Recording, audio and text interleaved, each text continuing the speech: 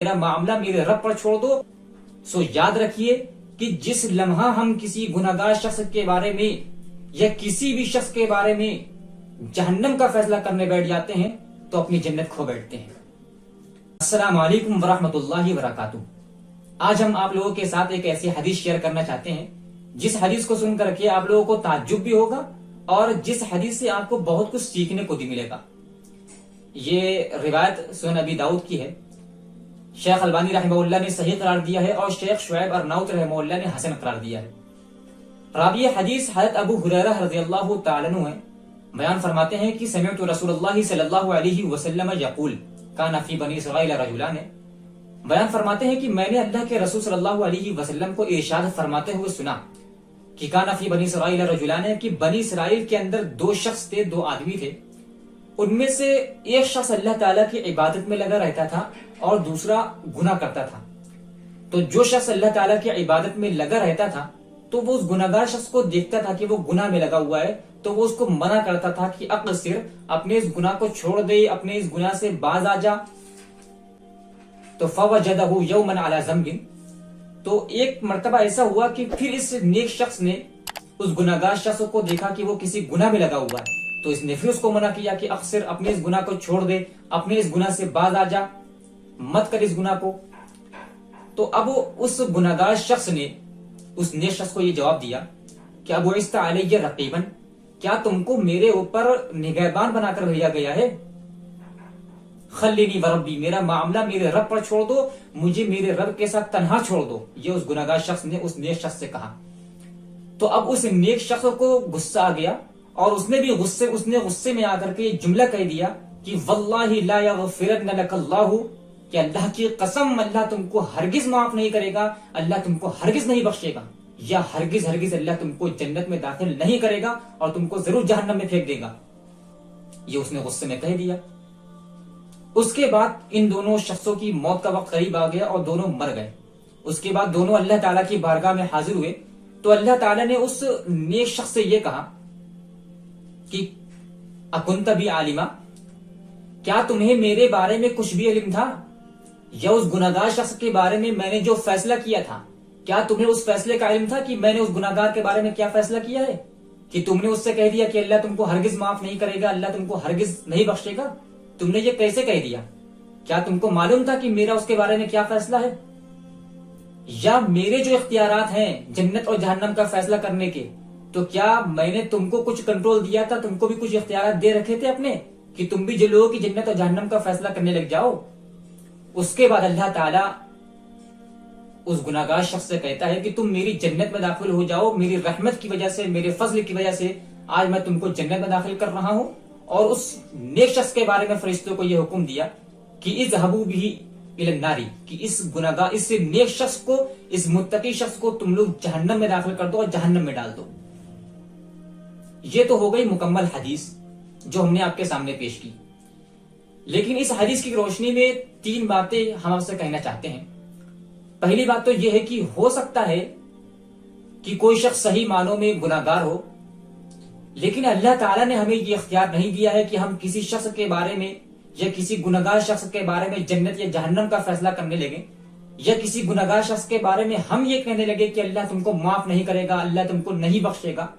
اللہ نے ہمیں کسی بھی گناہگار شخص کے بارے میں اس طرح کے جملے کہنے سے سختی کے ساتھ منع کیا ہے. اور منع کرنے کی وجہ کیا ہے؟ وجہ یہ ہے کہ وہ شخص صحیح معنوں میں گناہگار ہے لیکن ہم نہیں جانتے کہ اس کا اپنے رب کے ساتھ کیا معاملہ ہے. اسی لیے اس شخص نے کہا تھا کہ خلینی وربی، میرا معاملہ میرے رب پر چھوڑ دو. تو وہ شخص صحیح معنوں میں کوئی شخص گناہگار ہو سکتا ہے لیکن ہم نہیں جانتے کہ اس کا اپنے رب کے ساتھ کون سا معاملہ ہے. دوسری بات یہ کہ ہم یہ بھی نہیں جانتے کہ اس شخص نے اپنی زندگی میں کون سا ایسا کام کر دیا ہو کہ جس عمل نے اور جس کام نے اللہ تعالیٰ کو خوش کر دیا ہو.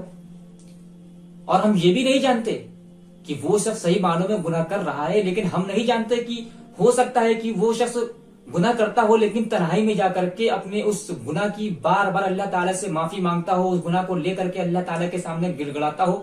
تو ہم کو وہ بھی نہیں معلوم ہے.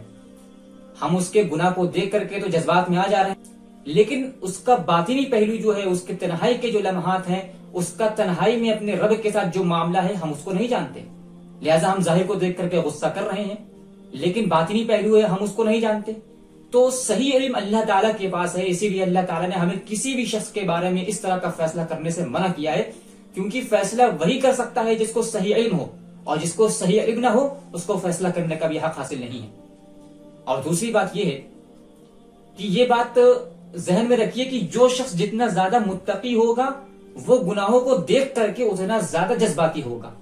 چنانچہ اس حدیث کے اندر پیارے نبی صلی اللہ علیہ وسلم نے ہمیں یہ پیغام دیا اور یہ سمجھانے کی کوشش کی کہ گناہ کو دیکھ کر کے جذبات میں آ جانا اور جذباتی ہو جانا غلط نہیں ہے، لیکن گناہ کو دیکھ کر کے جذبات میں بہہ جانا غلط ہے کہ ہم جذبات میں آ کر کے اللہ تعالیٰ کی ربوبیت میں گھس جائیں اور لوگوں کی جنت اور جہنم کا فیصلہ کرنے بیٹھ جائیں. کیونکہ جنت اور جہنم کا فیصلہ کرنا یہ رب کا کام ہے، اور جب ہم خود سے کسی کی جنت اور جہنم کا فیصلہ کرنے لگتے ہیں تو مطلب یہ ہے کہ ہم اللہ تعالیٰ کی ربوبیت میں ٹانگ لڑا رہے ہیں، اور یہ اللہ تعالیٰ کو برداشت نہیں ہے. اسی لیے اللہ تعالیٰ نے سختی کے ساتھ منع کیا ہے جنت اور جہنم کا فیصلہ کرنے سے، یا کسی بھی شخص کے بارے میں ایسی بات کہنے سے جو بات صرف اللہ تعالیٰ کو زیب دیتی ہے. سو یاد رکھیے کہ جس لمحہ ہم کسی گناہگار شخص کے بارے میں یا کسی بھی شخص کے بارے میں جہنم کا فیصلہ کرنے بیٹھ جاتے ہیں تو اپنی جنت کھو بیٹھتے ہیں. تیسری اور آخری بات ہم آپ سے یہ کہنا چاہتے ہیں کہ اگر اللہ تعالیٰ نے آپ کو توفیق دی ہے اور آپ اللہ تعالیٰ کی توفیق سے اس کی عبادت میں اور اس کی یاد میں لگے رہتے ہیں تو آپ ہمیشہ اس بات سے الرٹ رہیے، ہمیشہ اس بات سے آگاہ رہیے کہ کہیں شیطان کو ایسا موقع نہ مل جائے کہ وہ آپ کو خود پسندی میں ڈال دے، آپ کو انا کا شکار بنا دے. ہمیشہ اس بات سے آگاہ رہیے کہ ارے تم تو اللہ تعالیٰ کی ہمیشہ عبادت کرتے رہتے ہو، ارے تم تو اللہ کو ہمیشہ یاد کرتے رہتے ہو، ارے تم تو اللہ کے ولی ہو، ارے تم کو تو اس شخص کے اوپر لاکھ گنا فضیلت حاصل ہے، اس لیے کہ وہ ہمیشہ یاشی میں لگا رہتا ہے اور تم اللہ کی عبادت میں لگے رہتے ہو، تم تو اس سے لاکھ گنا بہتر ہو. آگاہ رہیے کہ شیطان کہیں موقع پا کر کے ہمارے ذہن میں اس طرح کے خیالات نہ پیدا کرنا شروع کر دے اور ہماری بنی بنائی جنت کو بگاڑ کر رکھ دے. ہمیں ہمیشہ اس بات سے آگاہ رہنا چاہیے. ہو سکتا ہے کہ ہم کو کسی شخص کے اوپر صحیح معنوں میں فضیلت حاصل ہو، لیکن اللہ تعالیٰ نے ہمیں یہ اختیار نہیں دیا ہے کہ ہم کسی شخص کے بارے میں جہنم کا فیصلہ کرنے لگیں، یا اللہ تعالیٰ نے ہمیں یہ اختیار نہیں دیا ہے کہ ہم اپنی فضیلت کا فیصلہ خود کرنے بیٹھ جائیں یا اپنی برتری کا ترانہ ہم خود ہی گنگناتے رہیں. اللہ تعالیٰ نے ہمیں یہ اختیار نہیں دیا ہے. اللہ فرماتا ہے کہ فلا تزکوا انفسکم، کہ اپنی بڑائی آپ نہ بیان کرتے پھرو، منہ میاں مٹھو نہ بڑھو. فضیلت کا فیصلہ کرنا اور جنت اور جہنم کا فیصلہ کرنا یہ اللہ تعالیٰ کا کام ہے، تو اللہ کا کام اللہ کے اوپر چھوڑ دو، اور تمہارا کام عبادت کرنا ہے تو تم اپنا کام کرو، میرا کام میرے اوپر چھوڑو اور اپنا کام اپنے ذمے رکھو. تمہارا کام عبادت کرنا ہے اور عبادت کی بیس پر اور بنیاد پر فضیلت کا فیصلہ کرنا یہ میرا کام ہے، لہذا تم اپنا کام کرتے رہو اور مجھے اپنا کام کرنے دو، میری ربوبیت میں ٹانگ نہ لڑاؤ.